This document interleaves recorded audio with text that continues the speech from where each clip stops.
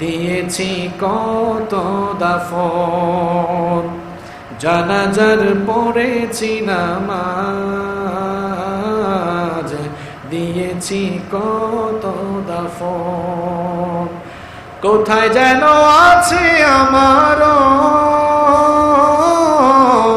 তৈরি সাদা কাফন, জানাজার পড়েছি নামাজ, দিয়েছি কত দাফন।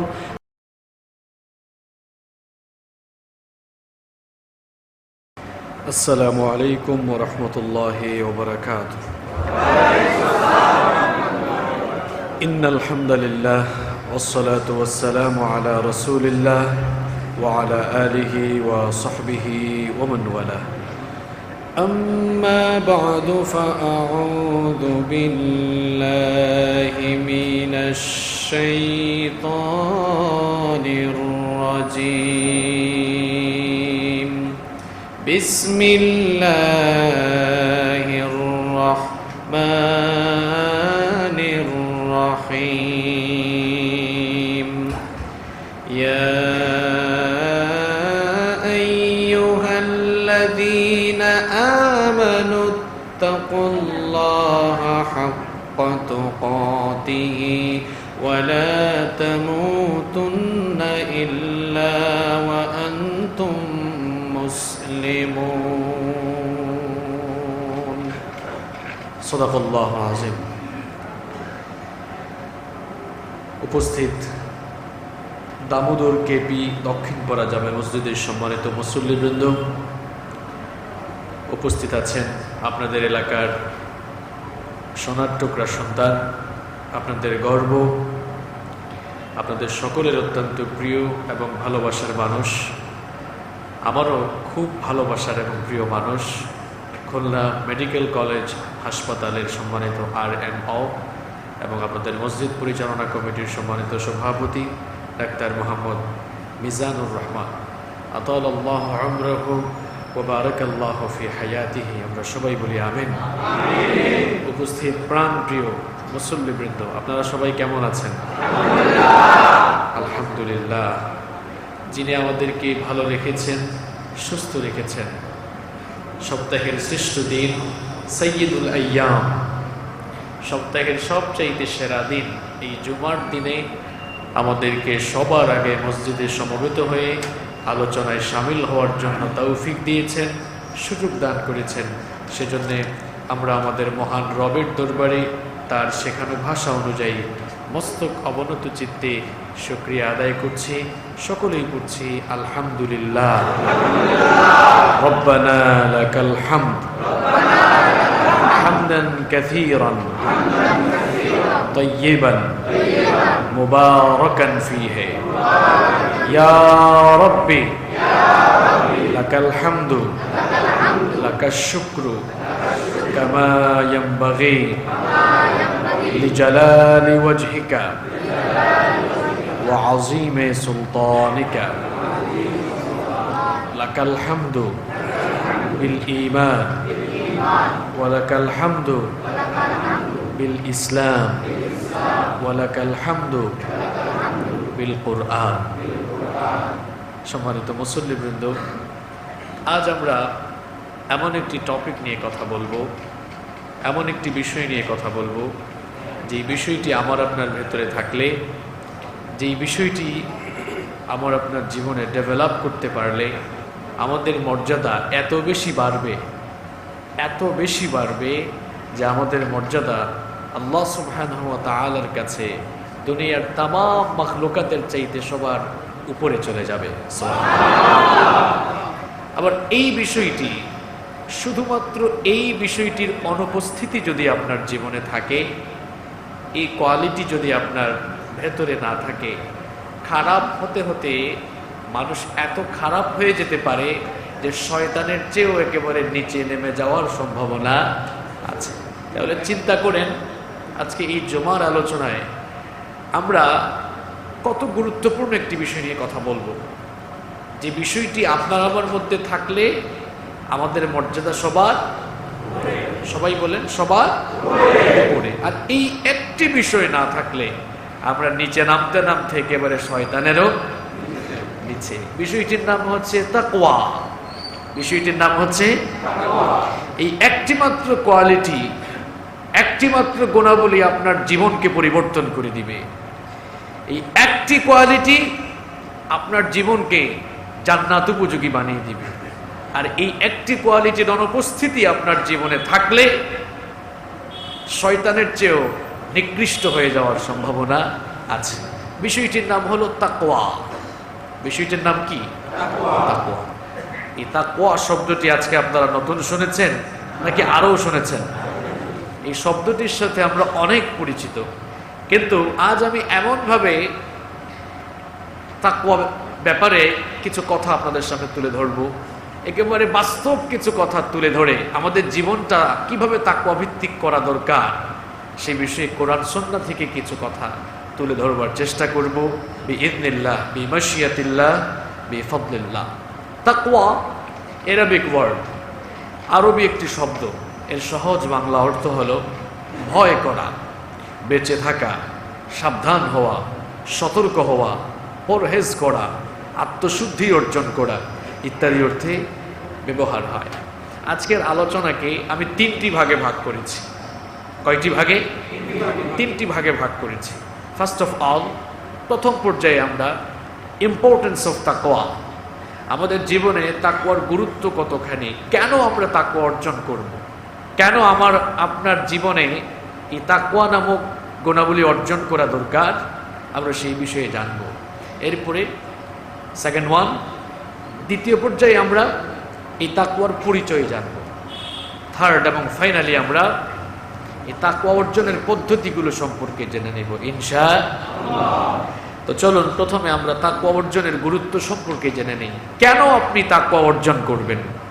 এই তাকওয়া অর্জন না করলে কি হয় না? এই গুণাবলী আমার আপনার ভেতরে কেন থাকা দরকার? এর কারণ হলো নাম্বার ওয়ান, এক নাম্বার হলো এই তাকওয়া ছাড়া মুমিন কখনো পূর্ণাঙ্গ মুমিন হতে পারে না। তাকওয়া ছাড়া একজন মুমিন সফলতার পথে, জান্নাতের পথে অগ্রসর হতে পারে না।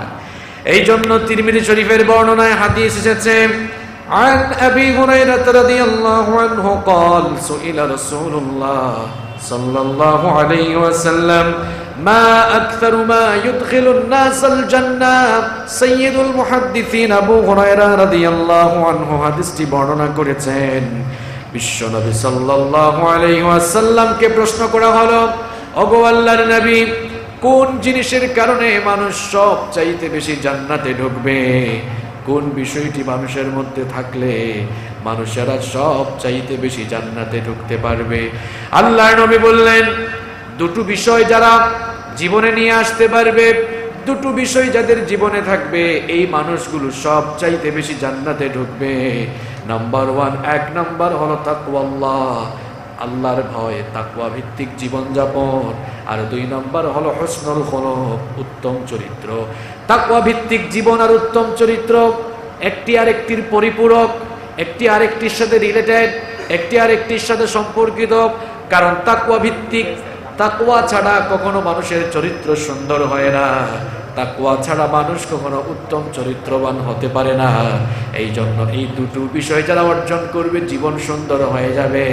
আল্লাহর নবী বললেন, এই দুটো বিষয় যাদের ভেতরে থাকবে এই মানুষগুলো আল্লাহর জান্নাতে ঢুকবে। দুটো জিনিস, তাকওয়া আর হচ্ছে হুসনুল খুলুক, সৎ চরিত্র। আর মনে রাখবেন, তাকওয়া ছাড়া কখনোই সৎ চরিত্রবান হওয়া যায় না। একটু অনুমান করে বলেন তো, দুটো জিনিসের কারণে মানুষ যদি বেশি জান্নাতে যায়, তাহলে জাহান্নামে যাওয়ার কারণও হতে পারে কয়টা? দুইটা। কয়টা? এবার আল্লাহর নবীকে প্রশ্ন করা হলো, মা আকসারু মা ইউদখিলুন নাসান নার, ওগো আল্লাহর নবী, কোন আমলের কারণে মানুষ সবচাইতে বেশি জাহান্নামে ঢুকবে? আল্লাহর নবী বললেন, দুটো জিনিসের অপব্যবহারের কারণে মানুষ সবচাইতে বেশি জাহান্নামে যাবে। এক নাম্বার হলো আলফাম, তার মুখ অর্থাৎ তার জবান, এই জবানের অপব্যবহার। আর দুই নাম্বার হলো ওয়াল ফারাজ, লজ্জাস্থান, নিজের যৌনাঙ্গ। এই দুটো জিনিসের অপব্যবহারের কারণে মানুষ সবচাইতে বেশি জাহান্নামে ঢুকবে। দুটো জিনিসের অপব্যবহার মানুষকে জাহান্নামী করে দেয়। এক নাম্বার হলো আলফাম, তার মুখ। পৃথিবীতে যত পাপ সংগঠিত হয়, পৃথিবীতে যত গুনাহ সংগঠিত হয়, পৃথিবীর সবচাইতে বেশি গুনাহ মানুষ জবান দিয়ে, মুখ দিয়ে করে থাকে। পৃথিবীতে মানুষ যত গুনাহ করে, গুনাহ করার সবচাইতে বড় অস্ত্র হলো এই জবান। আপনি এই জবানকে পজিটিভলি কাজে লাগাতে পারবেন, চাইলে নেগেটিভলিও কাজে লাগাতে পারবেন। জবান দিয়ে, মুখ দিয়ে পাপ করার সুযোগ বেশি। এই জবান আছে বলে আপনি যা ইচ্ছে তা বলতে পারেন না। এই জবান দিয়ে আপনি মিথ্যা বলতে পারবেন না, গীবত করতে পারবেন না, চুগলখুরি করতে পারবেন না। এই জবান দিয়ে আপনি কোরআনের বিরুদ্ধে কথা বলতে পারবেন না। এই জবান দিয়ে আপনি আলেম ওলামাদের বিরুদ্ধে, ইসলামের বিরুদ্ধে, কোরআনের বিরুদ্ধে নিষেধাজ্ঞা ছড়াতে পারবেন না। কারণ যদি এই জবান শক্তির অপব্যবহার শুরু করে দেন, তাহলে আপনাকে জাহান্নামের পথে অগ্রসর হওয়া লাগবে। আর জবান শক্তির হেফাজত যদি করতে পারেন, তাহলে আপনি জান্নাতের পথে অগ্রসর হতে পারবেন। আমাদের অবস্থা কেমন জানেন? আমরা মুখ একটা আছে বলি, যা মন চায় তাই বলি, বেশি ফডর ফডর করি আমরা। এই জবান আছে, মুখ একটা আছে বলে আমরা সুযোগ পেলেই মিথ্যা বলি, গীবত করি, চুগলখুরি করি। আর আমাদের এলাকার চায়ের স্টলগুলোকে আমরা বাংলাদেশের সেকেন্ড পার্লামেন্ট বানিয়ে ফেলি। আমি সবসময় একটি কথা বলি যে বাংলাদেশের গ্রামেগঞ্জে চায়ের স্টল থাকে না, এই চায়ের দোকানগুলো, বা টাউনেও, সিটিতে ঢুকলেও এই চায়ের দোকানগুলোতে গীবত, চুগলখুরি, পরচর্চা সবচেয়ে বেশি হয়। ওইখানে দোকানদার যিনি থাকেন তিনি স্পিকারের ভূমিকায় থাকেন, আর যারা চা খাওয়ার জন্য আসে সবাই সাংসদের ভূমিকা অবতীর্ণ হয়ে এলাকায় কি হলো না হলো আলোচনা সমালোচনার ঝড় ওঠায়। এরকম আপনাদের ফুলতলা এলাকায় আছে? আপনার এই জবান শক্তির হেফাজত আপনি করেন। আপনার জবান আছে বলে, মুখ আছে বলে যা ইচ্ছে তাই আপনি বলতে পারেন না। যদি আপনি লাগামহীন হয়ে যান, অনিয়ন্ত্রিতভাবে যা মন চায় তাই বলেন, তাহলে এই জবানের অপব্যবহারের কারণে আপনাকে জাহান্নামে যাওয়া লাগবে। আর দুই নাম্বার হলো ওয়াল ফারাজ, নিজের লজ্জাস্থানের হেফাজত করতে হবে। যৌবন আছে বলে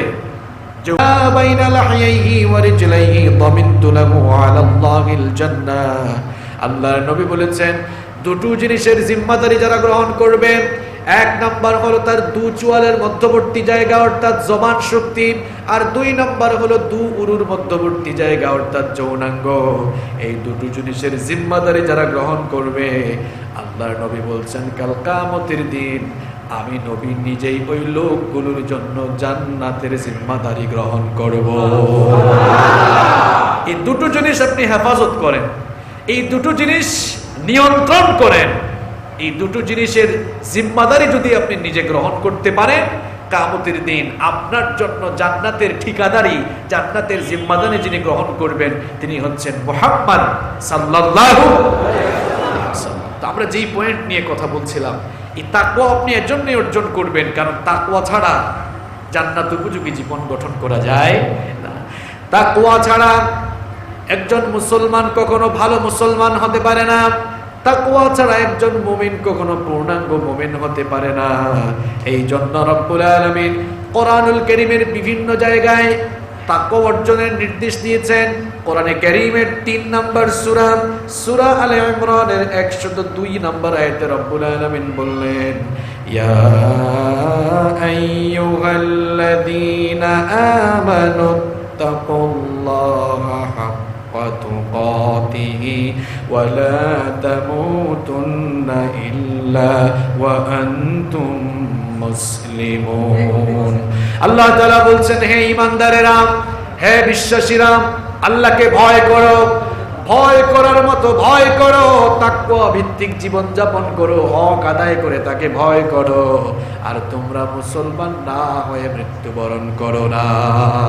আল্লাহকে ভয় করার মতো ভয় করো, যেমন ভাবে তাকে ভয় করা উচিত। আর মুসলমান না হয়ে মৃত্যুবরণ করো না। এখন আমরা এমন মুসলমান, আমরা নিজেদেরকে মুসলমান বলে পরিচয় দিতে চাই না। এত সংকীর্ণতার ভেতরে আমরা বাস করি। আমরা কেউ হয়েছি হানাফি, কেউ হয়েছি দেওবন্দি, কেউ হয়েছি সুন্নি, কেউ গরম সুন্নি, আবার কেউ ঠান্ডা সুন্নি, কেউ লামাজহাবি, কেউ আহলে হাদিস। আমরা নিজেদের পরিচয় মুসলমান দেই না, এটা বড় আফসোসের বিষয়। অথচ পৃথিবীতে সমস্ত নবীরা মুসলমান ছিলেন, পৃথিবীর সমস্ত নবীরা মুসলমান ছিলেন, আর মানুষদেরকে তারা এসে মুসলমান বানিয়েছেন। বলেন পৃথিবীতে কোন নবী মানুষদেরকে এসে সুন্নি বানিয়েছেন? পৃথিবীতে কোন নবী এসে মানুষদেরকে আহলে হাদিস বানিয়েছেন? পৃথিবীতে কোন নবী এসে মানুষদেরকে হানাফি বানিয়েছেন? এমন একটা কথাও আপনি বলতে পারবেন না, কোনো রেফারেন্স দিতে পারবেন না। বরং পৃথিবীর সমস্ত নবীরা এসে মানুষদেরকে ঈমানের দাওয়াত দিয়ে মুসলমান বানিয়েছেন। আমাদের জাতির পিতা ইব্রাহিম আলাইহিস সালাম, তিনি বললেন আসলামতু বিরাব্বিল আলামিন। আবার অন্য আয়াতে কি এসেছে? মিল্লাতা আবিকুম ইব্রাহিম হুয়া সাম্মাকুমুল মুসলিমিন। তোমাদের জাতির পিতা হলেন ইব্রাহিম, তিনি তোমাদের নাম রেখেছেন কি? মুসলমান। নাম রেখেছেন কি? তা আপনি আহলে হাদিস হলেন আবার কোন দিন? আপনি সুন্নি হলেন কোন দিন? এগুলো সব ভাওতাবাজি, এগুলো সব ধোঁকাবাজি, এগুলো সব প্রতারণা। আলাদা সাইনবোর্ড লাগিয়ে নিজেদের ব্যবসা ভারী করার ধান্দা ছাড়া আর কিছুই না। আমরা আহলে হাদিস হতে চাই না, আমরা আলাদা আলাদা সাইনবোর্ড লাগাতে চাই না। যদি সংক্ষেপে বলতে চাই, আমরা প্রত্যেকেই এক একজন খাঁটি ইমানদার, খাঁটি মুসলমান হতে চাই। আমার ভাইদেরকে বলতে চাই, দরদ মাখা ভাষায় বলতে চাই, কেন আলাদা সাইনবোর্ড লাগিয়ে আমার এই মুসলমান ভাই বোনদেরকে বিভক্ত করছেন? আর কত বিভক্ত আপনারা হবেন বলেন? সকল ঘরানার আলেমরা ঐক্যবদ্ধ হন, আর সবাইকে বলেন আমাদের সাইনবোর্ড একটা, আমরা মুসলমান। আমাদের সাইনবোর্ড কয়টা? আমাদের সুন্নি ভাইদেরকে বলবো, আমাদের আহলে হাদিস ভাইদেরকে বলবো, অন্যান্য যত ঘরানার আলেম আছেন আমরা সবাইকে বলবো, প্রিয় ভাইয়েরা আসুন আমরা একই প্ল্যাটফর্মে আসি। একই প্ল্যাটফর্মে এসে আমরা সবাই একটা পরিচয় দিই, আমরা সবাই কি? আমাদের নামাজ তো আলাদা নয়। আমাদের নামাজ কি আলাদা? আমাদের কিতাব আলাদা নয়, আমাদের প্রভু আলাদা নয়, আমাদের নবী আলাদা নয়, কিতাবও আলাদা নয়, সব এক। তাহলে কেন আমরা বিভক্তিতে থাকবো বলেন? আসুন আমরা ঐক্যবদ্ধ হয়ে যাই। যদি ঐক্যবদ্ধ না হই, পৃথিবীতে আমরা যেভাবে অধপতিত হচ্ছি এরকম অধপতিত হতেই থাকবো। আর অধপতিত হতে হতে আমরা অধপতনের অতল তলদেশে নিপতিত হয়ে যাব। আর আমরা যদি ঐক্যবদ্ধ হয়ে যাই, ঐক্যের শক্তি কম না বেশি? যদি আমরা ভেদাভেদ ভুলে ঐক্যবদ্ধ হয়ে যাই, গোটা পৃথিবী আমাদের সামনে পদানত হয়ে যাবে। ঐক্যবদ্ধ হয়ে যেতে হবে, আর বিভেদ হওয়ার কোনো সুযোগ নাই। আমরা যারা মুসলমান হিসাবে নিজেদেরকে পরিচয় দেই, আমরা প্রত্যেকেই তো সুন্নি। কেন সুন্নি?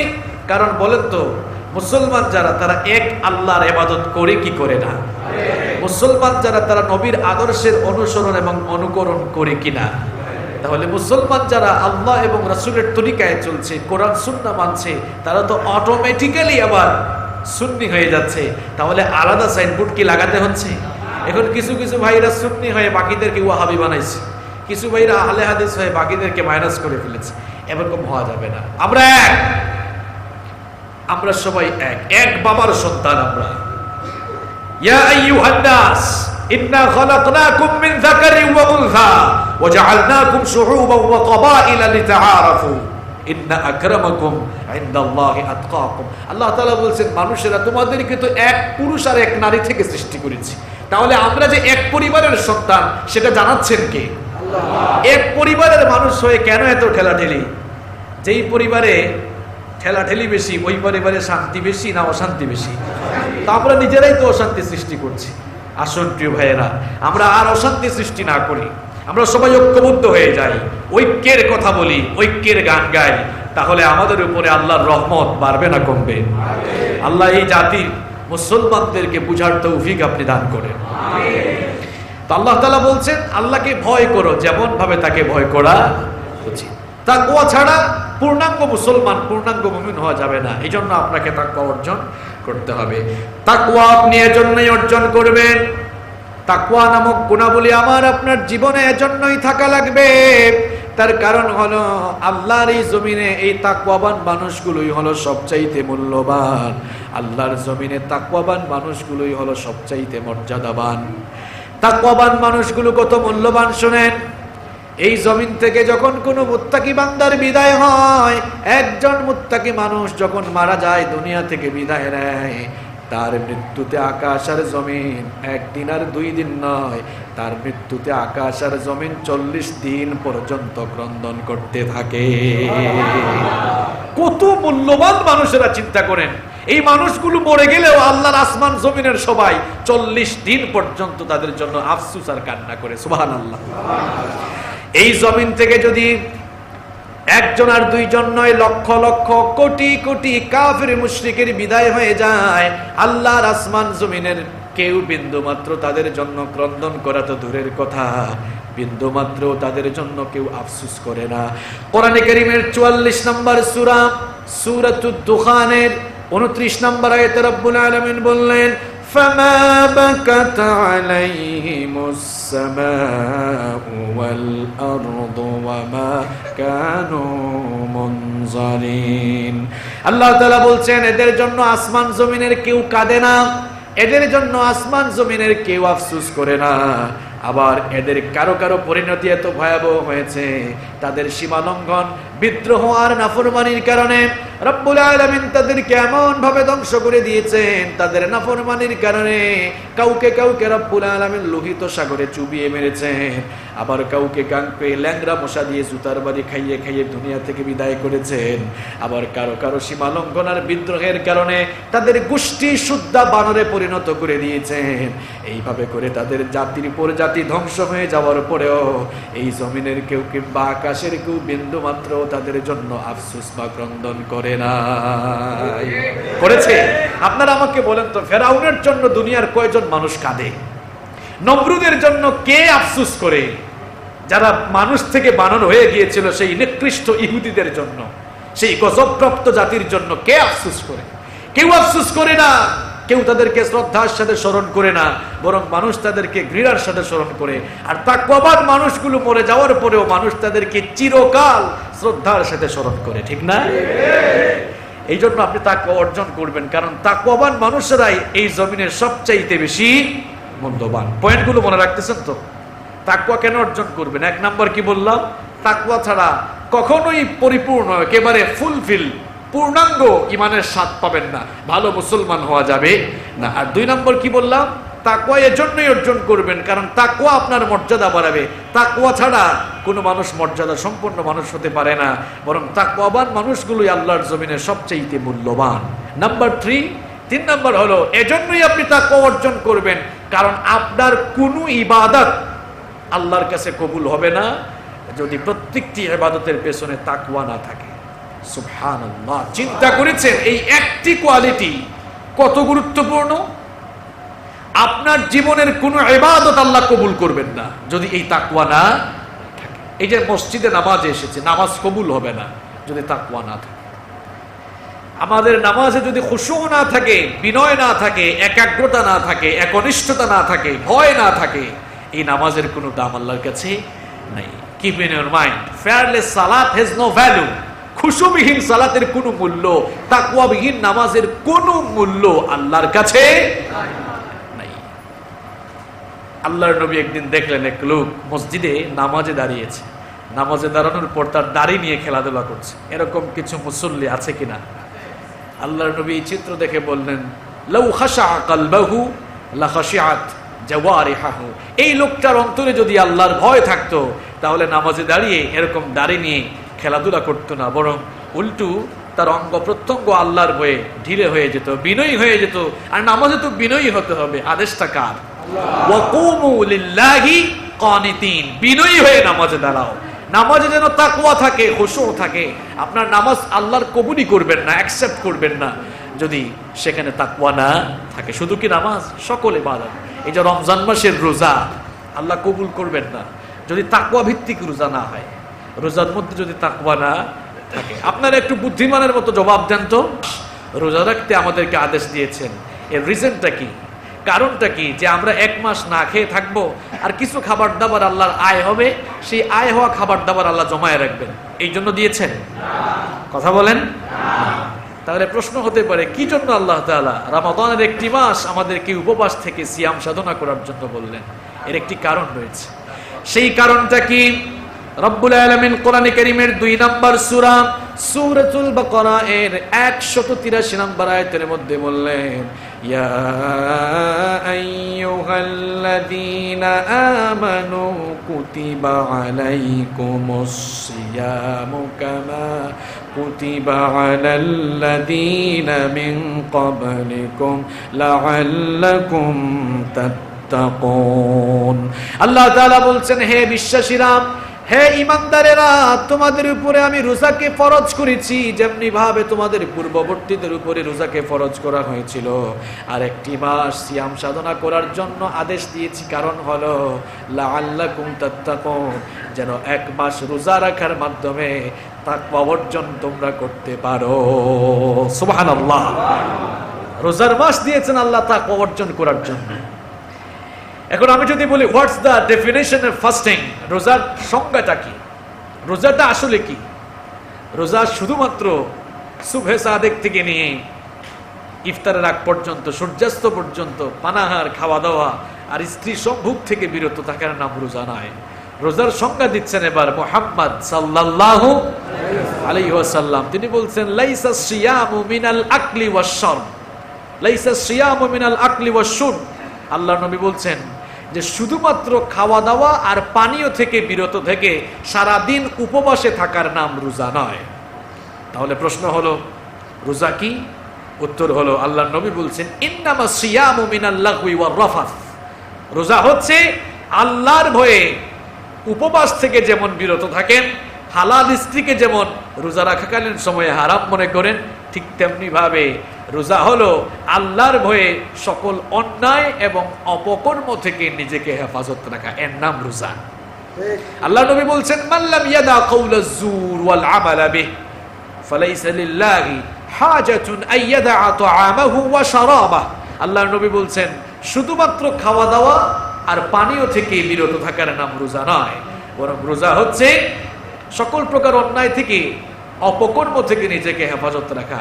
আল্লাহ নবী এবার বলছেন যে মাল্লাম ইয়াদা কাউলাজ জুর ওয়াল আমালা বিহি, রোজা রাখার পরেও যেই লোকগুলো মিথ্যা বলা ছাড়তে পারলো না, যেই লোকগুলো অন্যায় অপকর্ম করা ছাড়তে পারলো না, ফালাইসা লিল্লাহি হাজাতুন আইয়াদা তাআমাহু ওয়া শারাবাহু, এইরকম লোকের সারা দিন উপাস থেকে, উপবাস থেকে রোজা রাখার কোনো দাম আল্লাহর কাছে নাই। চিন্তা করেছেন কত বড় কথা? তাহলে রোজা হলো এই সুবহে সাদেক থেকে নিয়ে সূর্যাস্ত পর্যন্ত আমরা খাওয়া দাওয়া করি না কার ভয়ে? কার ভয়ে? আপনার হালাল স্ত্রীর কাছে আপনি যান না, তার সাথে মিলিত হন না, কার ভয়ে? আল্লাহর ভয়ে যেমন খাওয়া দাওয়া, পানীয় এবং স্ত্রী সম্ভোগ থেকে আপনি বিরত থাকেন, ঠিক তেমনি ভাবে সারাদিন আল্লাহর ভয়ে মিথ্যা বলা থেকে বিরত থাকতে হবে।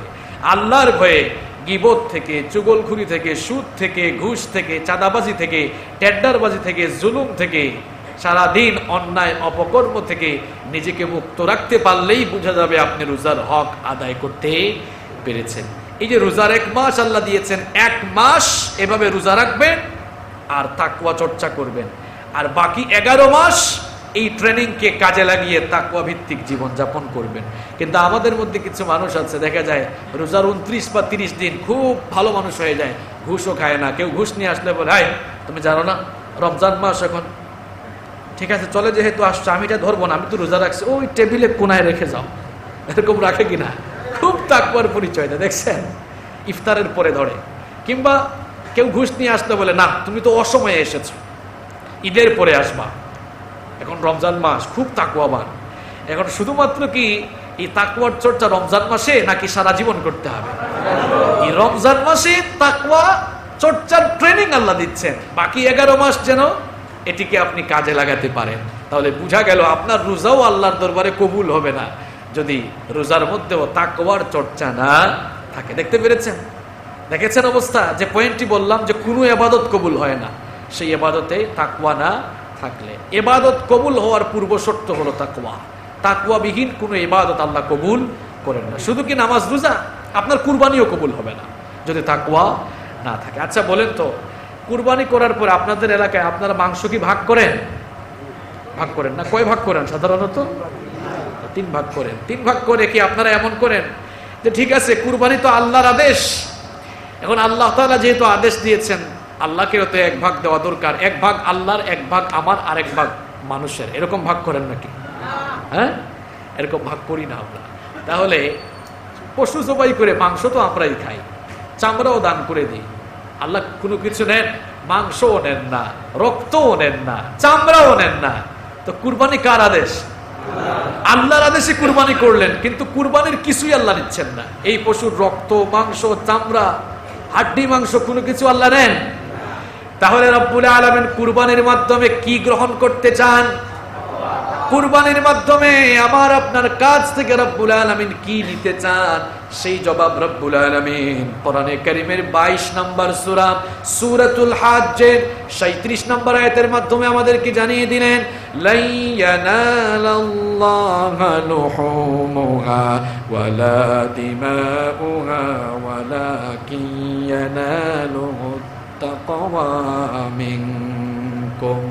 আল্লাহ পাক বলছেন, আমার গোলামরা শোনো, তোমরা যদি কুরবানি করো সেই কুরবানির পশুর রক্ত, মাংস কোনো কিছুই আল্লাহর কাছে পৌঁছায় না, বরং তোমাদের অন্তরে যে তাকওয়া থাকে সেই তাকওয়ার কোন লেভেল নিয়ে তোমরা কুরবানি করো সেই তাকওয়ার লেভেলটাই কেবল আল্লাহ যাচাই করে থাকে। আপনার হৃদয়ে কোন অনুভূতি লালন করে কুরবানি আপনি দিয়েছেন? কেউ না জানলেও জানেন কে? আল্লাহ। কেউ কেউ তো আছে মাংস খাবার অনুভূতি হৃদয়ে নিয়ে কুরবানি করেছে, কেউ আছে আবার মানুষ দেখাবার অনুভূতি হৃদয়ে ধারণ করে কুরবানি করেছে, কেউ আছে আবার প্রতিযোগিতামূলক মন মানসিকতা নিয়ে কুরবানি করেছে। আপনার ভেতরের খবর কেউ না জানলেও জানেন কে? আবার কিছু মানুষ এই অনুভূতি হৃদয়ে ধারণ করে কুরবানি দিচ্ছে যে আমি কুরবানি করছি শুধুমাত্র আল্লাহর সন্তুষ্টির জন্য। আর সে যখন তার পশু জবাই করে, সে পশু জবাইয়ের সময় যখন ছুরি পশুর গলায় লাগায় তার ভেতরে এই অনুভূতি থাকে যে আমি শুধুমাত্র পশুর গলায় ছুরি চালাচ্ছি না, বরং হৃদয়ে এই অনুভূতি লালন করেছি আমি যে আমার জীবনের সকল অন্যায় অপকর্মের উপরে ছুরি চালিয়ে আমি পবিত্র হওয়ার জন্য, পবিত্র হওয়ার নিয়তে কুরবানি করছি। আর এই নিয়তে যারা কুরবানি করবে, আল্লাহর নবী বলেছেন, এদের কুরবানির পশুর রক্ত মাটিতে পড়ার আগেই আল্লাহ তার জীবনের সমস্ত গুনাহ মাফ করে দিবেন। এখন আপনার হৃদয়ে কোন অনুভূতি ধারণ করে লালন করে আপনি কুরবানি দিচ্ছেন, এটা হয়তো এলাকার কেউ না জানলেও একজন ঠিকই জানেন, তার নাম কি? আল্লাহ। আর তার কাছে যে জিনিসটা পৌঁছায়, ওয়ালাকিন ইয়ানালুহু তাকওয়া মিনকুম, তোমাদের তাকওয়া তার কাছে পৌঁছায়। তাহলে বোঝা গেল আপনার কুরবানিও হবে না এই কুরবানি করার পেছনে যদি আপনার তাকওয়া কাজ না করে। আপনি দান সদকা করছেন, কবুল হবে না যদি তাকওয়া না থাকে। এক কথায় আমরা বলতে পারি জীবনের সমস্ত ইবাদত, মুমিন জীবনের সমস্ত নেক আমল, সমস্ত ইবাদত কবুল হওয়ার জন্য তাকওয়া হচ্ছে পূর্ব শর্ত। কয়টা পয়েন্ট বললাম? 3টা বলে ফেলছি। 1 নম্বর কি বলেছি? তাকওয়া ছাড়া পূর্ণাঙ্গ মুসলমান হওয়া যায় না। 2 নম্বর হলো তাকওয়াবান মানুষেরাই পৃথিবীতে সবচেয়ে মূল্যবান। 3 নম্বর হলো তাকওয়া ছাড়া কোনো ইবাদত আল্লাহর কাছে কবুল হয় না। কোন পয়েন্টের উপরে কথা বলছি জানেন তো? ইম্পর্টেন্স অফ তাকওয়া।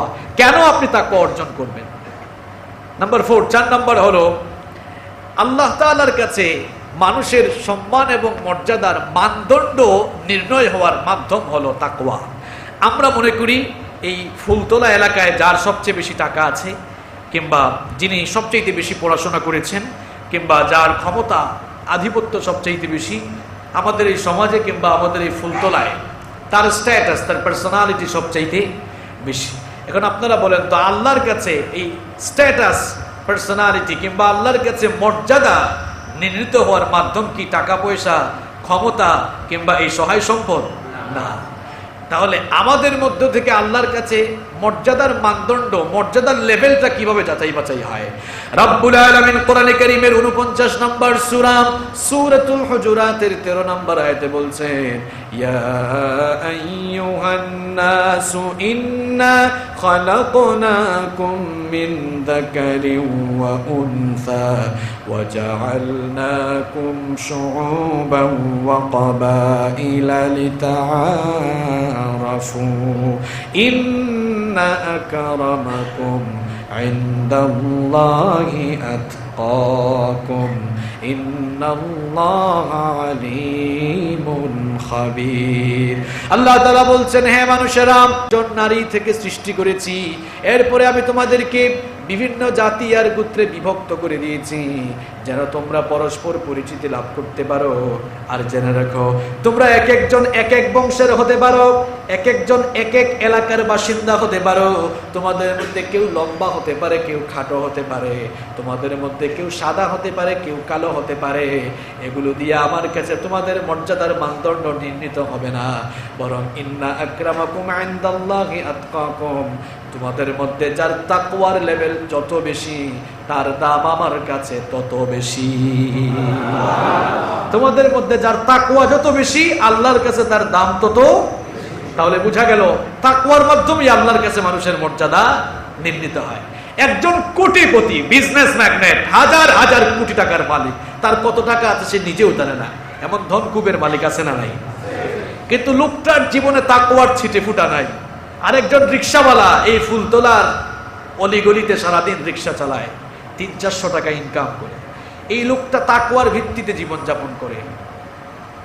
তাকওয়াবিহীন একজন ধনকুবের মালিকের চাইতে একজন তাকওয়াবান রিক্সাওয়ালা লোকের মর্যাদা আল্লাহর কাছে হাজার নয় কোটি কোটি গুণ বেশি। টাকা পয়সা, সম্মান, টাকা পয়সা দিয়ে, পড়াশোনা দিয়ে আর ক্ষমতা আধিপত্য দিয়ে আল্লাহর কাছে দাবি হওয়া যায় না। আল্লাহর কাছে দাবি হতে হলে আপনাকে তাকওয়াবান হতে হবে। তাকওয়াবান হওয়ার কোনো বিকল্প নেই। এই তাকওয়া এটি লেবাস দিয়ে চেনা যায় না। আমরা মনে করি যার দাড়ি বেশি লম্বা, চুল দাড়ি উস্কো খুস্কো থাকে, সবসময় পাঞ্জাবি জুব্বা টুপি পরে, এরাই আমাদের সমাজে সবচাইতে বড় মুত্তাকি। লেবাস দিয়ে যদি মুত্তাকি চেনা যেত, দাড়ি দিয়ে যদি শুধু মুত্তাকি চেনা যেত, তাহলে তো রবীন্দ্রনাথ ঠাকুর সবচেয়ে বড় মুত্তাকি ছিল। কত লম্বা দাড়ি দেখছেন?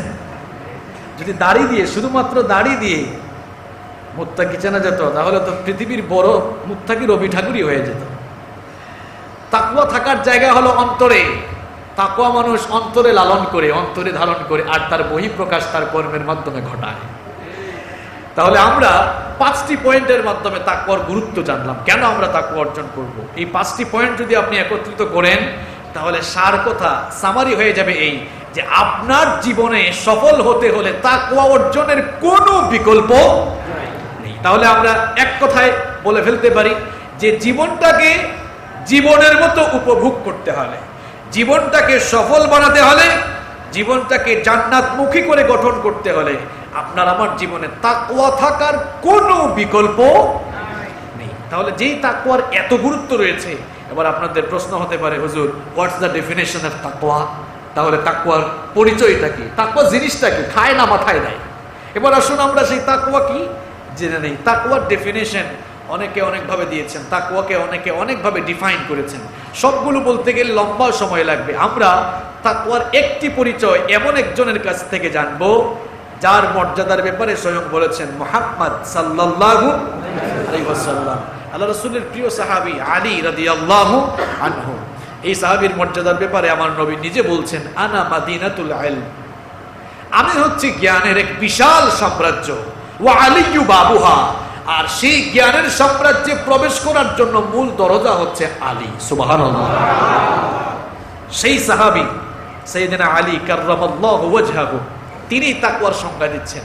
তিনি বলছেন যে 4টি জিনিসের নাম হলো তাকওয়া। সবাই বলেন তো, কয়টি জিনিসের নাম তাকওয়া? 4টি জিনিসের নাম তাকওয়া। এই 4টি জিনিস যার ভেতরে আছে, তিনি বলছেন তাকওয়া তার ভেতরে আছে। দেখেন, এই 4টা জিনিস কিন্তু এখন আপনাদের মুখস্থ করা লাগবে। আমি কিন্তু এই 4টা জিনিস বলার পরে একটা ক্লাস টেস্ট নিব, অর্থাৎ এই পয়েন্টগুলো আপনাদেরকে জিজ্ঞেস করব, বলতে পারবেন না ইনশাআল্লাহ? ইনশাআল্লাহ। তিনি বলছেন 4টি জিনিসের নাম তাকওয়া। নাম্বার 1, 1 নম্বর হলো তিনি বলছেন আত-তাকওয়া হিয়া আল খাউফু মিনাল জালিল। তাকওয়া হচ্ছে মহামহিয়ান সত্তা আল্লাহ সুবহানাহু ওয়া তাআলাকে ভয় করা। আপনারা আল্লাহকে ভয় করেন তো? আল্লাহকে ভয় করতে হবে কিভাবে? আল্লাহর নবী বলছেন ফিস সিররি ওয়াল আলানিয়া, গোপনে এবং প্রকাশ্যে আল্লাহকে ভয় করতে হবে। আপনারা আল্লাহকে ভয় করেন তো? আল্লাহকে ভয় করলে মিথ্যা বলেন কেমনে? আল্লাহকে ভয় করলে গীবত করেন কেমনে? চুগলখুরি করেন কেমনে? মিজান ভাইয়ের কথায় এসে আমার কাছে লাগান কেমনে? আমার কথা নিয়ে মিজান ভাইকে লাগান কেমনে? আল্লাহকে ভয় করলে ঘুষ খান কেমনে? আল্লাহকে ভয় করলে সুদ খান কেমনে? আল্লাহকে ভয় করলে মানুষের জায়গা জমি দখল করেন কেমনে? আল্লাহকে ভয় করলে জমিনের আইল ঠেলাঠেলি করেন কেমনে? আল্লাহকে ভয় করলে মানুষের উপরে জুলুম করেন কেমনে? মুখ দিয়ে আল্লাহর ভয়ের কথা বলে আর বিপরীতে আপনি অন্যায় অপকর্ম করে আল্লাহকে ভয় করেন বলে দাবি করলে, ইমানদার বলে দাবি করলে, আসলে এর নাম আল্লাহকে ভয় করা নয়, এর নাম ইমানদারি নয়, এর নাম বেঈমানি, এর নাম মুনাফিকি। আল্লাহকে কিভাবে ভয় করবেন আপনি? দেখেন ভয় করার সিস্টেমটা কেমন হবে। আল্লাহর নবী বলছেন ফিস সিররি ওয়াল আলানিয়া, তুমি গোপনে আল্লাহকে ভয় করো, প্রকাশ্যে আল্লাহকে ভয় করো। প্রকাশ্যে কোনো ভুল করলে, গুনাহ করলে, পাপাচার করলে এটা মানুষ দেখে, কিন্তু গোপনে গোপনে আপনি এমন কাজ করছেন পৃথিবীর কোনো মানুষ দেখে না, একজন ঠিকই দেখেন, তিনি কে? আল্লাহ। কিয়ামতের দিন সেই গোপন কর্মকাণ্ড কিন্তু ফাঁস করে দেওয়া হবে। আমরা গোপনে গোপনে এমন বহু পাপের কাজ করি, এগুলো ফাঁস করে দেওয়া হলে মানুষ আমাদেরকে মানুষই মনে করতো না। গোপনে গোপনে এত কুকর্ম আমরা করে ফেলি। আল্লাহ গোপনে গোপনে যেগুলো গুনাহ করেছি গোপনে তুমি মাফ করে দাও, এগুলো মানুষের সামনে প্রকাশ করে দিয়ে কিয়ামতের দিন আমাদেরকে লজ্জায় ফেলে দিও না। বলে না আমিন। আল্লাহ তাআলাকে ভয় করবেন কেমনে? সিস্টেমটা কেমন হবে? আপনার হৃদয়ে এই অনুভূতি থাকবে যে আমি যাই করি, যাই বলি, যাই করি, একজন দেখেন, একজন শুনেন, তিনি কে?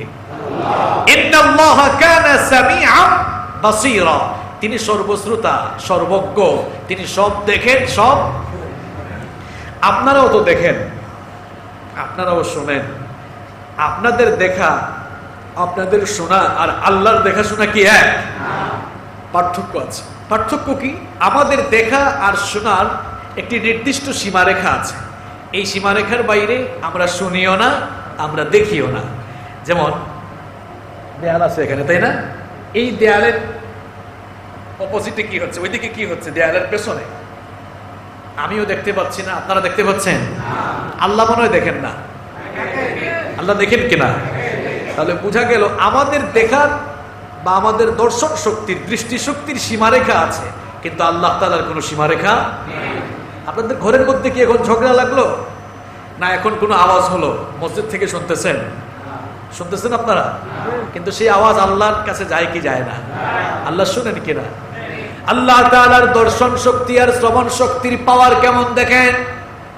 কোন মহাসাগরের অতল তলদেশ থেকে যদি ছোট্ট কোনো প্রাণী ক্ষুধার যন্ত্রণায় মহাসাগরের অতল তলদেশ থেকে চিৎকার দেয়, ফরিয়াদ করে, তার সেই ফরিয়াদ হয়তো দুনিয়ার কিংবা মহাশূন্যের অনেকেই শুনবে না, কিংবা কেউই শুনবে না, কিন্তু ওই ছোট্ট প্রাণীর ফরিয়াদ পৃথিবীর কিংবা নবমণ্ডল ভূমণ্ডলের কেউ না শুনলেও আরশের মালিক আল্লাহ তার ফরিয়াদ শুনতে পায়। আল্লাহ শুনেন কিনা? আল্লাহ শুনেন কিনা? দেখেন ইউনুস নবী, ইউনুস আলাইহিস সালামকে যখন মাছ গিলে ফেললো, কোন কোন বর্ণনায় এসেছে তিনি ত্রিবিধি অন্ধকারের মধ্যে নিপতিত হয়েছিলেন, 3টি অন্ধকারের ভেতরে পড়ে গিয়েছিলেন।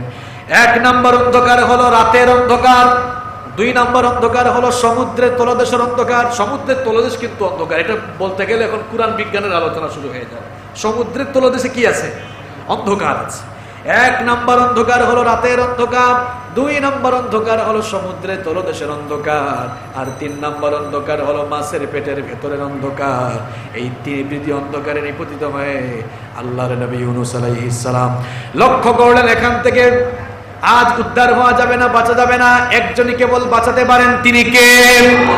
তিনি তখন কেবলমাত্র আল্লাহর কাছে সাহায্য চেয়ে আল্লাহর কাছে ফরিয়াদ করলেন, লা ইলাহা ইল্লা আনতা সুবহানাকা ইন্নী কুনতু মিনাজ জালিমিন। তিনি বললেন, ওগো আল্লাহ, আপনি ছাড়া কোনো ইলাহ নেই, আপনি ছাড়া কোনো মাবুদ নেই, আমি তো বিপদে পড়েছি, মুসিবতে পড়েছি, আপনি যদি না বাঁচান আমি তো জালেমদের অন্তর্ভুক্ত হয়ে যাব। নবী ইউনূস আলাইহিস সালাম যখন মাছের পেটের ভেতর থেকে ফরিয়াদ করলেন, আহাজারি করলেন, নবী ইউনূসের ফরিয়াদ সমুদ্রের কেউ শুনে নাই, স্থলভাগ জলভাগের কেউ শুনে নাই, নবমণ্ডল ভূমণ্ডলের কেউ শুনে নাই। কেউ তার ফরিয়াদ না শুনলেও আরশের মালিক আল্লাহ তার ফরিয়াদ শুনেছেন। শুধু শুনেনি নাই, বরং সঙ্গে সঙ্গে জবাবও দিয়ে দিয়েছেন। ফাস্তাজাবনা লাহু ওয়া নাজ্জাইনাহু মিনাল গাম্মি ওয়া কাযালিকা নুনজিল মুমিনিন। আল্লাহ তাআলা বললেন, আমার নবী ইউনূসের ডাকের জবাব আমি দিয়েছি, তাকে তার বিপদ থেকেও বাঁচিয়ে দিয়েছি। ওয়া কাযালিকা, এইভাবে করে মুমিনরা বিপদে মুসিবতে পড়ে আমার কাছে সাহায্য চাইলে নুনজিল মুমিনিন, মুমিনদেরকেও আমি বিপদ মুসিবত থেকে বাঁচিয়ে দেব। সুবহানাল্লাহ। তাহলে আমাদের দর্শন শক্তি, শ্রবণ শক্তির লিমিটেশন থাকলেও আল্লাহর কোনো লিমিটেশন নাই, কোনো লিমিটেশন নাই। আল্লাহ তাআলার শ্রবণ শক্তি আর দর্শন শক্তির পাওয়ারটা কেমন বুঝেন? ওয়া ইনদাহু মাফাতিহুল গায়বি লা ইয়ালামুহা ইল্লা হু ওয়া ইয়ালামু মা ফিল বাররি ওয়াল বাহরি ওয়া মা তাসকুতু মিন ওয়ারাকাতিন ইল্লা ইয়ালামুহা। রব্বুল আলামিন বলছেন, গায়বের চাবিকাঠি, অদৃশ্যের চাবিকাঠি একজনের হাতে, তিনি কে? আল্লাহ। স্থলভাগ আর জলভাগে যা কিছু সংঘটিত হয় সব কিছুর খবর তার কাছে রয়েছে। শুধু তাই নয়, এই দুনিয়ার কোন দেশের কোন প্রান্ত থেকে কোন গাছের যদি কোনো পাতা ছিঁড়ে যায়, কোন দেশের কোন প্রান্তের কোন গাছের কোন পাতা ছিঁড়েছে তার খবরও আমার আল্লাহর কাছে রয়েছে। যে আল্লাহর কাছে গাছের পাতা পড়ার খবর আছে, সেই আল্লাহ বোধহয় আপনার আকাম কুকাম সম্পর্কে জানেন না। সে আল্লাহ আপনার গোপন চক্রান্ত, গোপন কুকর্ম সম্পর্কে জানেন কিনা? আল্লাহর নবী বলছেন, তাকওয়া হলো আল্লাহকে গোপনে প্রকাশ্যে ভয় করো, কারণ কেউ না দেখলেও কেউ না জানলেও একজন ঠিকই জানেন, তিনি কে? আল্লাহ। তাকওয়া কারে বলে শুনেন, সুনান বাইহাকিতে একটি হাদিস এসেছে, চমৎকার একটি ঘটনা। আব্দুল্লাহ বিন ওমর রাদিয়াল্লাহু আনহু, আব্দুল্লাহ বিন ওমর রাদিয়াল্লাহু আনহু তার সাথীদেরকে নিয়ে মদিনার উপকণ্ঠে বের হলেন। এক সফরে বের হলেন। দুপুরের খাবারের সময় যখন হয়ে গেল, তার সাথীদেরকে বললেন, দুপুরের খাবার খাওয়ার জন্য দস্তরখানা বিছাও।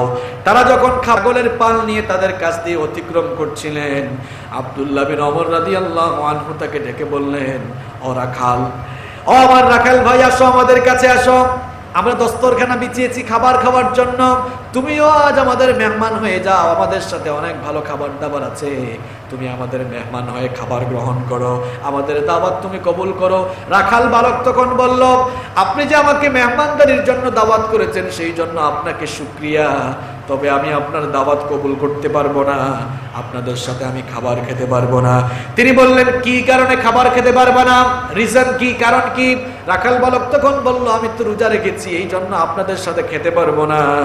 আব্দুল্লাহ বিন ওমর রাদিয়াল্লাহু আনহু বললেন, এখন যেহেতু রমজান মাস নয়, নিশ্চয়ই তুমি নফল রোজা রেখেছ, আজকে আবহাওয়া অত্যন্ত শুষ্ক, প্রচন্ড গরম পড়েছে, আর তুমি রাখাল মানুষ, সব সময় হয়তো ভালো খাওয়া দাওয়াও পাও না, আমাদের সাথে অনেক ভালো ভালো আইটেমের খাওয়া আছে, নফল রোজা ভাঙলেও কোনো অসুবিধা হয় না, আসো আমাদের সাথে এসে খাবার খেতে বসো। রাখাল বালক তখন বলল, আপনার কথা মোতাবেক আমি রোজা ভাঙতে পারবো না, কারণ আমি ওই শূন্য দিনের জন্য আমল করছি, যেদিন আমল ছাড়া মানুষের কিছু কাজে লাগবে না। আব্দুল্লাহ বিন ওমর রাদিয়াল্লাহু আনহু এই রাখাল বালকের কাছ থেকে এমন কথা শুনে তিনি রীতিমতো অবাক হয়ে গেলেন। তিনি চিন্তা করলেন, ঠিক আছে, দাঁড়াও, তোমার তাকওয়ার লেভেলটাও একটু যাচাই করা দরকার। মনে মনে চিন্তা করলেন, এই ছেলেটাকে কিভাবে পরীক্ষা করা যায়। তৎক্ষণাৎ তিনি পরীক্ষা করার জন্য এক নতুন ফোন দিয়ে আটলেন। তিনি বললেন, শোনো, এদিকে আসো, কাছে ডাকলেন, খুব মন দিয়ে শুনেন, কাছে আসো, এই যে ছাগলের পাল রয়েছে, এখান থেকে একটি ছাগল তুমি আমার কাছে বিক্রি করে দাও, নগদ মূল্যে আমি কিনবো, তোমাকে তুমি যা চাইবা সেই পরিমাণ টাকা দিব। আমি এই ছাগল জবাই করে কিছু মাংসও তোমাকে গিফট করব, হাদিয়া দিব, যেন ইফতারের সময় তুমি খেতে পারো। তখন রাখাল বালক বলল, আমি যে আপনার কাছে ছাগল বিক্রি করব, এই ছাগল পালের মালিক তো আমি নই, আমার একজন মনিব আছে, আমি তার ছাগলগুলো চড়াই, সুতরাং আপনার কাছে বিক্রি করলে তার কাছে কি জবাব দিব? তিনি বললেন, দেখো এরকম বিশাল ছাগলের পাল নিয়ে মরুভূমিতে আসলে বাঘের আক্রমণে দুই একটা ছাগল চলে যেতেই পারে, তুমি মালিককে যে কোনোভাবে বুঝ দিতে পারবা, তুমি ইচ্ছে করে তাকে বুঝ দিতে পারবা। রাখাল বালক তখন বলল, আচ্ছা বলেন তো দেখি, আমি হয়তো ধোঁকাবাজি করে, মিথ্যা বলে কিংবা প্রতারণা করে আমার মালিককে আমি হয়তো বুঝ দিতে পারবো, ধোঁকা দিতে পারবো, কিন্তু আমার প্রশ্ন হলো, আমার মালিকের মালিক, আপনার মালিক, আমার মালিক, বিশ্বজাহানের মালিক, তাকে আমি কি বলে কিভাবে ধোঁকা দিব? আল্লাহু আকবার। আইন আল্লাহ, সে আল্লাহ কোথায়? কিভাবে তাকে ধোঁকা দিব? তাকে ধোঁকা দেওয়া তো দুনিয়ার কারো দ্বারা সম্ভব।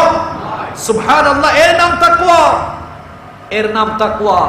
ফুলতলার ভাইয়েরা, আল্লাহর কসম করে বলছি, কোন মানুষের অন্তরের ভেতরে যদি তাকওয়া ঢুকিয়ে দেওয়া যায়, লোভ লালসা দিয়ে কিংবা তাকে পুলিশ দিয়ে পিটিয়েও আপনি খারাপ কাজ করাতে আর বাধ্য করতে পারবেন না। আমরা মনে করি যে পুলিশ দিয়া পিটাইয়া মনে হয় মানুষকে ভালো বানানো যায়, কিন্তু কিছু কিছু ক্ষেত্রে ব্যতিক্রমও দেখা যায়, ভালো হওয়ার পরিবর্তে আরো খারাপ হয়ে আসে। এমন বহু চোর আমরা দেখেছি জেলখানায় গিয়ে ডিমোশন নয় প্রমোশন নিয়ে বের হয়েছে, আছে না? শোনেন, এক বদনা চোর চুরি করে জেলখানায় গিয়েছিল, গরু চোরা পেয়েছে। গরু চোরা বলল, কিরে চোরা, এখানে আসছিস কেন? কয়, বদনা চুরি করতে গিয়েছিলাম এই ফুলতলার এক মসজিদে, আপনাদের মসজিদের কথা বললো আর কি। ধরো তুই তো জাতের চোর না, আমাকে দেখ, আমার থেকে শিখ। আমি ফুলতলার এক বাড়ি থেকে গরু চুরি করে আনার সময় ধরা গিয়েছে, মানুষ গণপিটুনি দিয়ে আমাকে জেলে ঢুকিয়েছে। চুরি যেহেতু করে আসছিস, জাতের চুরি করতি, আমার মতো গরু চুর হইতে বদনা চুর হইস কেন? তো বদনা চুর মনে মনে ভাবতে চায়, আরে বাবা, এমন চুরি করে আসলাম, এখন জাতের চুররা আমাকে পাত্তা দেয় না, আবার শুধু জামাইন নিয়ে বের হই, জাতের চুরি করে আসবো। এবার বের হওয়ার পর গরু চুরি করে ধরা খেয়ে গেল। এক ডাকাত পেয়েছে, বললো, কিরে চোরা, এখানে আসছিস কেন? ঘটনা বলল, তোর মতো তো শেষরা চুরো এখনো আছে, গরু চুরি মানুষ এখনো করে, আমাকে দেখ, রাতের বেলা গাড়ি আটকিয়ে ডাকাতি করেছি, চুর না হয়ে আমার মতো ডাকাত হ। এবার ডাকাত হওয়ার চিন্তা নিয়ে বের হয়েছে। ডাকাতি করার পরে আবার জেলখানায় একদিন গেল, যাওয়ার পরে এক টেন্ডারবাজি করে গেল। হে পেয়ে বললো, কিরে, এই সামান্য ডাকাতি করে আসছে, আমাকে দেখ, ফুলতলার রাস্তা বানাতে গিয়ে আমি রডের বদলে বাঁশ দিছি, আমার থেকে শিখ। এরকম শুধু কি হচ্ছে? আচ্ছা বলেন তো, কথাগুলো বাস্তব বলছি না অবাস্তব বলছি? খুন করে গিয়েছে ফাঁসির আসামি, এখন দেখা যায় ফাঁসির আসামি ক্ষমা নিয়ে বের হয়ে গিয়েছে। অপরাধ বাড়ছে না কমছে? অপরাধ বাড়ছে। এই জন্য আমি প্রায় জায়গায় বলি, এরকম শুধুমাত্র পুলিশ দিয়ে পিটাইয়া মানুষকে ভালো বানানো যায় না, এর পরিবর্তে মানুষের অন্তরে আল্লাহর ভয় ঢুকিয়ে দেন, তাকওয়া ঢুকিয়ে দেন, দেখবেন রিমান্ডে নিয়েও তাকে আর আপনি খারাপ কাজ করাতে পারবেন না। তাকওয়া মানুষকে চোর ডাকাত থেকে আল্লাহর ওলি বানায় দেয়, এই জন্য তাকওয়া ঢুকায় দেয়। এখন তাকওয়া ঢুকানোর কথা আমরা জুমার খুতবায় বলি, তাকওয়া ঢুকানোর কথা মাহফিলে বলি। এখন দেখা যায় কিছু মানুষ বলে, না এখানে এত বেশি বলা যাবে, এগুলো বললে তো চুরি ডাকাতি বন্ধ হয়ে যাবে, ঠিক না? অপরাধ মুক্ত সমাজ গঠনে জুমার খুতবা এবং মাহফিলগুলো আজ অনন্য ভূমিকা পালন করছে।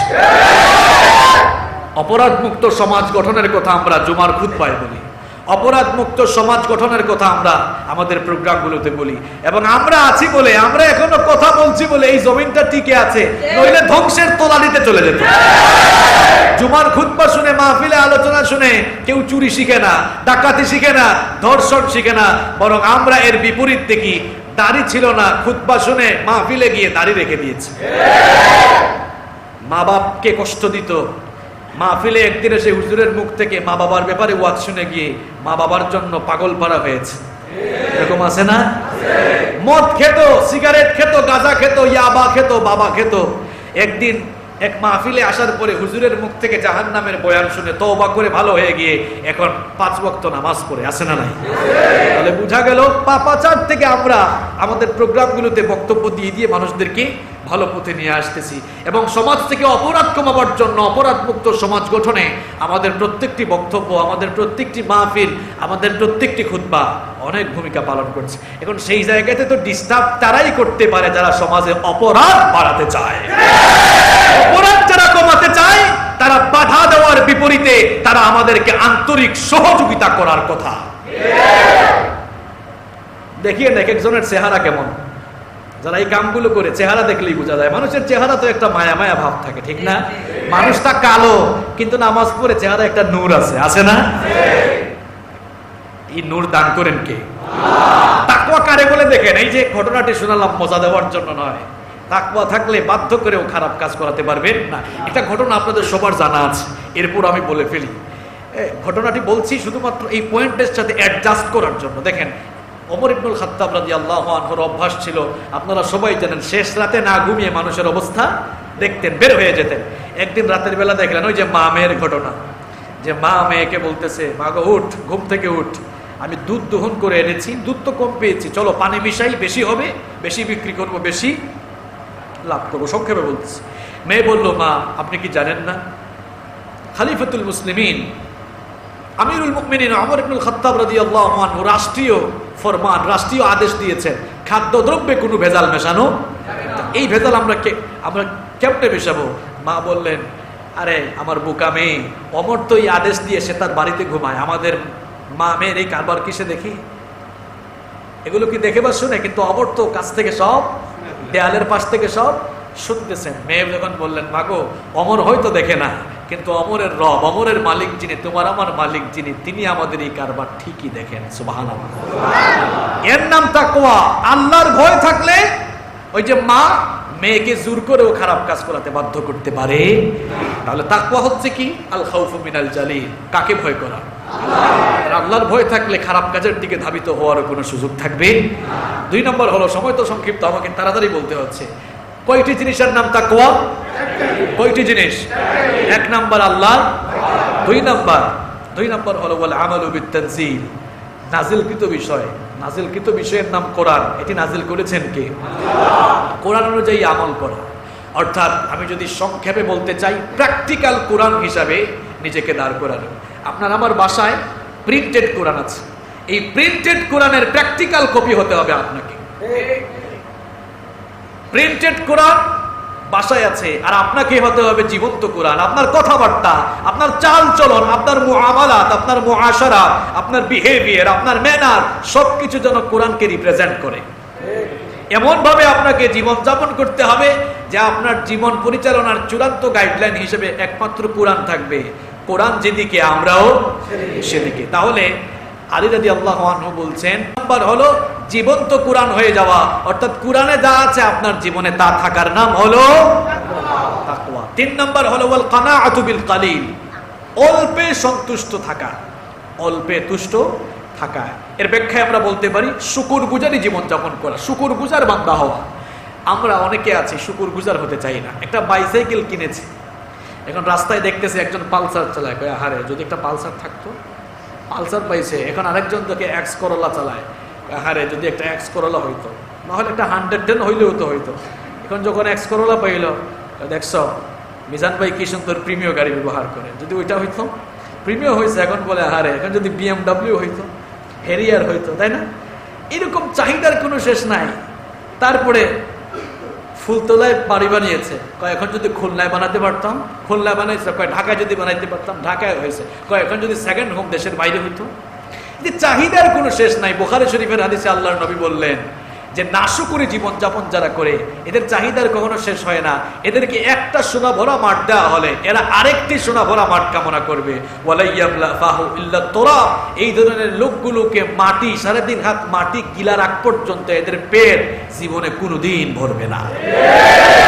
তা আপনি বলবেন হুজুর তাহলে স্বপ্ন দেখাটাও কি গুনাহ নাকি, যে আমার এটা হবে সেইটা হবে? নিশ্চয়ই না। কারণ আল্লাহর নবী বলেছেন আর চারটি জিনিস যারা জীবনে পেয়েছে এরা জীবনের সৌভাগ্য পেয়েছে, সুবহানাল্লাহ। এর মধ্যে এক নম্বরই হলো আল-মারআতুস সালিহা, নেককার স্ত্রী পাওয়া সৌভাগ্যের আলামত। দুই নম্বর হলো আল-মাসকানুল ওয়াসিআ, সুন্দর বাড়ি পাওয়া। তিন নম্বর হলো আল-মারকাবুল হানি, সুন্দর বাহন গাড়ি থাকা। তাহলে এই জিনিসগুলো থাকা মানে হচ্ছে কামনা করবেন, কিন্তু লুবি হওয়া যাবে না। আজ এই কথা বলতে চাচ্ছি, তুষ্ট থাকা, সন্তুষ্ট থাকা। আপনাকে আল্লাহ যা দিয়েছেন, আপনি তো কথা বলতে পারেন, কত মানুষ বুবা, কথা বলতে পারে না। আপনার হাত পা আছে, কত মানুষের হাত পা নাই, প্রতিবন্ধী হয়ে আছে। আপনার একটা বাড়ি আছে, কত মানুষ রাতের বেলা সফর করলে দেখবেন কত মানুষ রাস্তায় ঘুমায়। এজন্য আপনার যা আছে আপনি শুধু পড়েন আলহামদুলিল্লাহ, শুধু আল্লাহর শুকরিয়া করেন। আর শুকরিয়া করলে দেখেন আল্লাহ বলছেন, এই বান্দা তুমি আমার কাছে আর চাওয়া লাগবে না। শুকরিয়া করলে আমার দায়িত্ব কিছু না, ইন শাকারতুম, তুমি যদি আমার শুকরিয়া করো আমার দায়িত্ব লা আযীদান্নাকুম, তোমাকে বাড়িয়ে দেওয়া। আপনার একটা গাড়ি হয়েছে, একটা বাড়ি হয়েছে, খালি শুকরিয়া করেন, খালি শুকরিয়া করেন, দেখবেন বাড়ি আরো 10টা দিবেন কে? শুকরিয়া করেন, শুকরগুজারি জীবন যাপন করেন। আল্লাহ বলছেন লা ইন শাকারতুম লা আযীদান্নাকুম, শুকরিয়া করো, বাড়িয়ে দিবেন কে? তাহলে কয়টি জিনিসের নাম তাকওয়া? তিনটা বলে ফেলছি। এক নাম্বার কি বললাম? আল্লাহর ভয়। দুই নাম্বার কোরআন অনুযায়ী আমল করা। তিন নাম্বার শুকরগুজারি জীবন যাপন করা। চার নাম্বার হলো ওয়াল ইস্তিহদাদু লিয়াউমির রাহিল, মৃত্যু পরবর্তী জীবনের জন্য প্রস্তুতি গ্রহণ করা। কারণ পৃথিবী থাকার জায়গা নয়, পৃথিবী হলো চলে যাওয়ার জায়গা। পৃথিবীতে যারা এসেছিল সবাই চলে গিয়েছে, আমিও চলে যাব, আপনিও চলে যাবেন, কেউ আমরা থাকবো আর যাওয়ার কোনো সিরিয়ালও নাই, কোনো সিরিয়াল নাই। পৃথিবীতে আসার সিরিয়াল আছে, যাওয়ার কোনো সিরিয়াল নাই। তাকওয়া হলো ওই যে আপনি চলে যাবেন এই কথা মাথায় রেখে মৃত্যু পরবর্তী জীবনের জন্য সামান তৈরি করা, মৃত্যু পরবর্তী জীবনের জন্য, মৃত্যু পরবর্তী জীবনের জন্য পাথেও সংগ্রহ করা। তাহলে কয়টি জিনিসের নাম তাকওয়া? মনে থাকবে? এবার দেখেন 2 মিনিট সময় আছে, 1:30 আমরা শেষ করব। এই 2 মিনিটে তাকওয়া অর্জন আমরা কিভাবে করব? আজকে 3টি পয়েন্টে কথা হচ্ছে। 1 নাম্বার ইম্পর্টেন্স অফ তাকওয়া, তাকওয়া কেন অর্জন করবেন এর গুরুত্ব বলেছি। 2 নাম্বার কি বললাম? তাকওয়ার পরিচয়। নাম্বার 3 যেটা বলে আমরা শেষ করব, এই তাকওয়া আমরা কিভাবে অর্জন করব। এখন সময় সংক্ষিপ্ত, 1.5 মিনিটে আমি বলছি 5টি পদ্ধতিতে আমরা তাকওয়া অর্জন করব। কয়টি পদ্ধতিতে? 5টি। নাম্বার 1, 1 নাম্বার হলো সর্বাবস্থায় আল্লাহকে স্মরণ করা। আপনার দিলে যদি সব সময় আল্লাহর স্মরণ থাকে, সব সময় যদি আল্লাহকে মনে রাখতে পারেন, আল্লাহর ভয়ে আর খারাপ কাজের দিকে মন ধাবিত হবে। ঘুষের টাকা নিয়ে আসছে, আরে মনটা চায় বান্ডেলগুলো নিয়ে নেই, কিন্তু আল্লাহর ভয় যদি অন্তরে থাকে, আল্লাহর কথা মনে থাকে, তাহলে লোভ লালসার দিকে আর মন যাবে না। আল্লাহর স্মরণ অন্তরে জাগ্রত থাকা। 2 নাম্বার হলো জবাবদিহিতার অনুভূতি অন্তরে লালন করা। এই পৃথিবীতে আমি আপনি যা করছি, একজনের কাছে একদিন ঠিকই জবাব দেওয়া লাগবে। তিনি কে? আল্লাহ। এই জবাবদিহিতার অনুভূতি থাকলে মানুষ কখনো খারাপ কাজের দিকে ধাবিত হতে পারে না। জবাবদিহিতার অনুভূতি কেমন, তাকওয়ার অনুভূতিটা কেমন থাকা লাগবে শুনেন। আমিরুল মুমিনিন ওমর ইবনুল খাত্তাব রাদিয়াল্লাহু আনহু মোমবাতির আলো জ্বালিয়ে তার ঘরের মধ্যে কাজ করছেন। হঠাৎ করে তার কিছু আত্মীয় স্বজন তার সঙ্গে দেখা করার জন্য আসলেন। দরজায় এসে নক দিলেন, আসতে পারি? তিনি বললেন, থামো থামো, ঢুকিও না। তার সামনে থাকা মোমবাতির আগুন ফু দিয়ে নিভালেন, নতুন আরেকটি মোমবাতি জ্বালালেন, তারপর বললেন, এবার আসতে পারো, এবার আসতে পারো। এরা ঘরের ভেতরে ঢুকেই কৌতূহলী মনে জানতে চাইলো, আমিরুল মুমিনিন, আপনার সামনে তো মোমবাতির আগুন জ্বালানো ছিল, সেই মোমবাতি নিভিয়ে দিয়ে আরেকটা মোমবাতি জ্বালালেন কেন?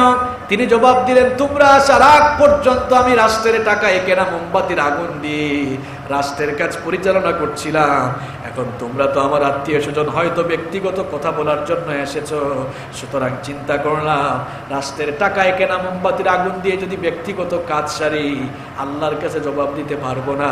এই জন্য রাষ্ট্রের আমানতের যেন খেয়ানত না হয়, সেই জন্য রাষ্ট্রের টাকায় কেনা মোমবাতির আগুন নিভিয়ে দিয়ে আমার নিজের টাকায় কেনা মোমবাতির আগুন আমি জ্বালিয়ে দিলাম।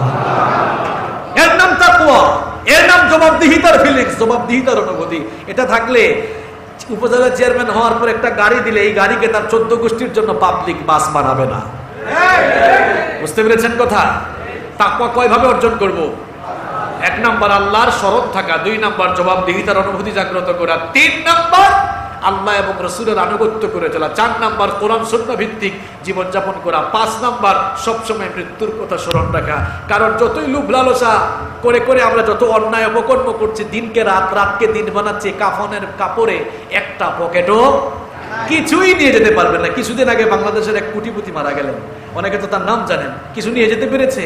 আপনি নিয়ে যেতে পারবেন না। শুধু এই কথা মাথায় রাখবেন, একা আসছিলাম, একা চলে যেতে হবে, খালি হাতে এসেছিলাম, খালি হাতে যেতে হবে। এটা মাথায় থাকলে তখন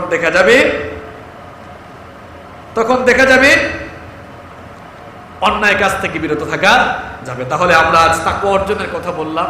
এই তাকওয়া ভিত্তিক জীবন যাপনের জন্য আসুন আমরা এই তাকওয়া অর্জন করে তাকওয়া ভিত্তিক জীবন পরিচালনা করি। তাহলে আমাদেরকে নাজাত দিবেন কে? আল্লাহ তাআলা আমাদের সকলকে তৌফিক দান করেন। আমরা সবাই বলি আমিন। এখানে প্রশ্ন এসেছে, আমি আসলে প্রশ্নোত্তর পর্ব দিইও না, এদের পরে সংক্ষেপে দিচ্ছি। কারণ আমাদের এক ভাই প্রশ্নোত্তর পর্ব দিতে গিয়ে অবস্থা কি হয়েছে আপনারা দেখেছেন। কারণ কিছু কিছু বিষয়ে ইখতিলাফি মাসআলা থাকে। তো ইখতিলাফি মাসআলা থাকলে উচিত হলো ভিন্ন মতের প্রতি রেসপেক্ট থাকা, শ্রদ্ধাবোধ থাকা। আমাদের দেশে ভিন্ন মতের প্রতি শ্রদ্ধাবোধ নাই, এই জন্য এরকম ইনডোর আউটডোর প্রোগ্রামে প্রশ্ন উত্তর করতে মনও চায় না। এগুলো আমরা আমাদের উস্তাদদের কাছে ছেড়ে দিয়েছি। আপনারা আমাদের উস্তাদদের কাছ থেকেই জেনে নেবেন, প্রবীণ আলেমদের কাছ থেকে জেনে নেবেন। তবে এই প্রশ্নটা বলতেই হয়, বাবা মায়ের অসম্মতিতে পালিয়ে বিয়ে করলে বিয়েটা শরীয়তে বৈধ হবে কিনা? তো মা বাবার তো অনুমতি লাগবে, অনুমতি ছাড়া আপনি বিয়ে করবেন কি? আপনি সাক্ষী তো লাগবে। এখন তো যে অবস্থা শুরু হয়েছে, আরেকজনের বউয়াও বিয়ে করে ফেলে, আছে না নাই? এই অপরাধ প্রবণতা কমাতে হবে। জায়নামাজের দোয়া কি? জায়নামাজের আলাদা কোনো দোয়া নেই, জায়নামাজের আলাদা কোনো, আমাদের দেশে অনেকে জায়নামাজ বেচায় জায়নামাজ পবিত্র করে দোয়া পড়ে, আছে না? জায়নামাজের কোনো দোয়া নেই। আল্লাহু আকবার বলে নামাজ শুরু হবে, এরপরে সমস্ত দোয়া দুরূদ, সমস্ত তেলাওয়াত শুরু হবে। ইসলামের সঙ্গীত কত জানাজার পড়েছি নামাজ, এখন চুপার আলোচনায় কি এখন? হ্যাঁ, যেহেতু মিজান ভাই বলেছেন, আচ্ছা ঠিক আছে, যেহেতু মিজান ভাই আমাকে বলেছেন তাহলে শোনাবো ইনশাআল্লাহ। যে তাকওয়ার কথা বললাম, এই তাকওয়ার কথা ভুলে গেলে চলবে। দেখছেন একটা জিনিস, কয়টা জিনিস থাকলে জীবনে মর্যাদা সবার উপরে, না থাকলে শয়তানের। তাহলে এই তাকওয়ার ভিত্তিতে আমরা জীবন পরিচালনা করতে পারবো তো ইনশাআল্লাহ।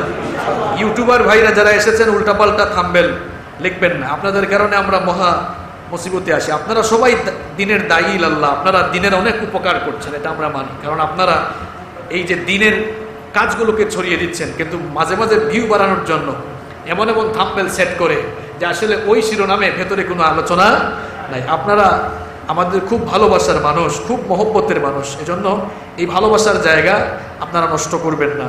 আপনারা যেমন আমাদেরকে ভালোবাসেন, আমরাও আপনাদেরকে আল্লাহর কোরআনের জন্য ভালোবাসি। এই ভালোবাসার জায়গা যেন আমাদের সব সময় অটুট থাকে, সুন্দর থাকে, আল্লাহ যেন কবুল করে।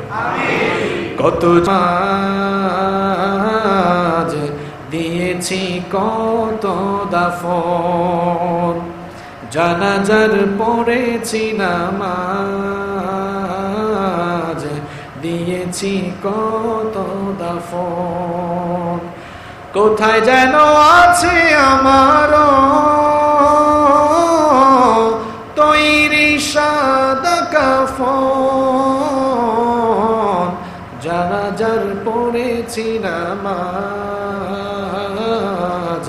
দিয়েছি কত দাফন। কত জানাজার পড়েছি নামাজ, দিয়েছি কত দাফন। আমার তরি বাধায় আছে কোন শেখেয়া ঘাটে, কোন মসজিদে এলান হবে শোয়াবে শেষ খাটে। আমার তরি বাধায় আছে কোন শেখেয়া ঘাটে, কোন মসজিদে এলান হবে শোয়াবে শেষ খাটে। কখন কোথায় করবে দাফন আমাকে সজন, জানাজার পড়েছি নামাজ, দিয়েছি কত দাফন। কত জানাজার পড়েছি নামাজ, দিয়েছি কত দাফন।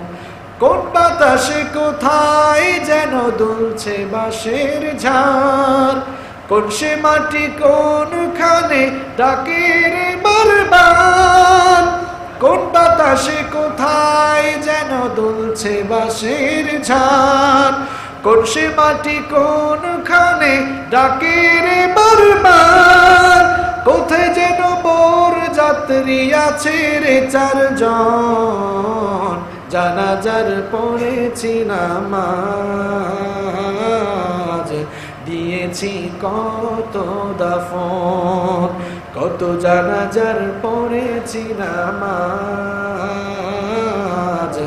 দিয়েছি কত দাফন। আল্লাহ আমাদেরকে কবুল করুন।